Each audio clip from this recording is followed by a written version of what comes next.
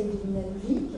Alors, je vais un petit peu adapter mon introduction pour suivre ce que mes prédécesseurs ont pu dire. Donc, effectivement, ce début du XXIe siècle, c'est un tournant pour les marchés d'énergie. Donc, il y a des marchés qui se sont créés, notamment sur les marchés de l'UV.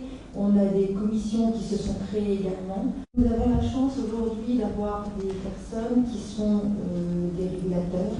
Donc, on va avoir comme fil rouge l'aspect de financiarisation des marchés qui sont à des stades différents suivant les marchés dont on va parler.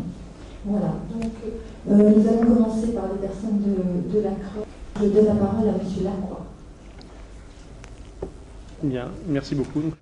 Alors, l'ACRE régule l'électricité depuis l'an 2000 et le gaz depuis 2003. Si je vous donne un bref aperçu de ses principales missions, une des principale et historique, je dirais, et ce qui est le cas de la plupart des régulateurs, c'est ce qui tourne autour des réseaux.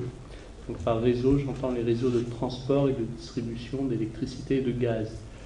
Et concrètement, on parle des câbles à haute et basse tension, moyenne tension et les canalisations haute basse pression.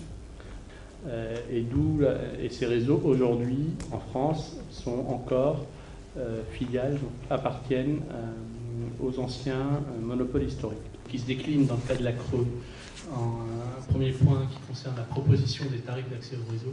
C'est pour ça que j'aimerais également en parler brièvement tout à l'heure. L'ACRE propose ces tarifs d'accès. Alors, elle veille à ce que ces réseaux fonctionnent de manière indépendante et ne génèrent pas de subventions croisées lorsqu'ils appartiennent à des compagnies verticalement intégrées entre cette partie régulée monopolistique et les parties concurrentielles. Une des missions de l'ACRE est d'approuver les programmes d'investissement annuels des gestionnaires de réseaux de transport. Donc là, je ne parle que des réseaux de transport. Si je vais vers l'aval, l'ACRE rend des avis au gouvernement sur l'évolution des tarifs réglementés.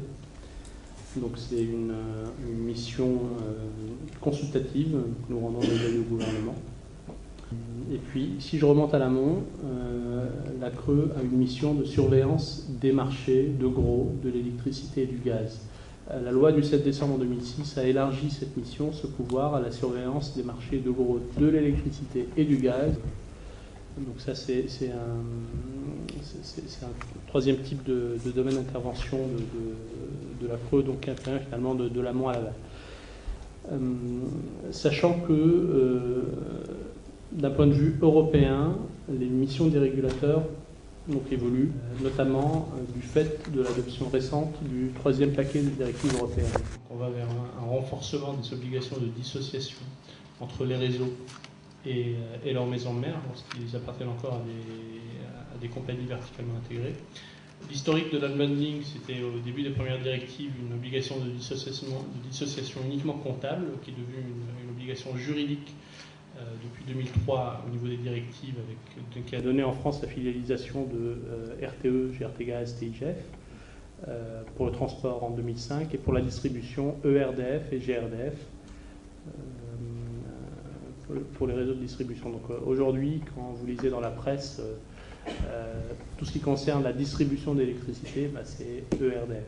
Mais ça reste une filiale de l'ancien monopole historique. Claude Alban évoquera une des options prévues par le troisième paquet qui s'appelle le modèle ITO. Donc là, on ne parle que des gestionnaires de réseaux de transport. Independent Transmission Operator, qui renforce les obligations d'indépendance de gestion, de management des réseaux de transport par rapport à leur maison mère.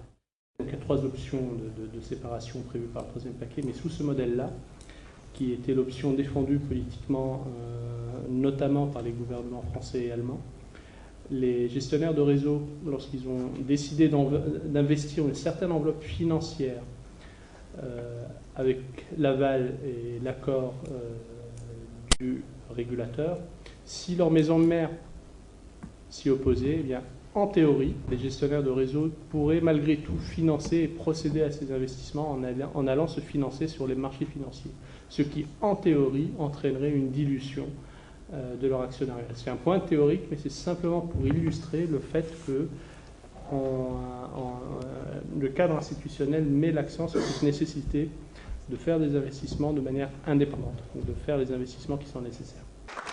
Merci beaucoup.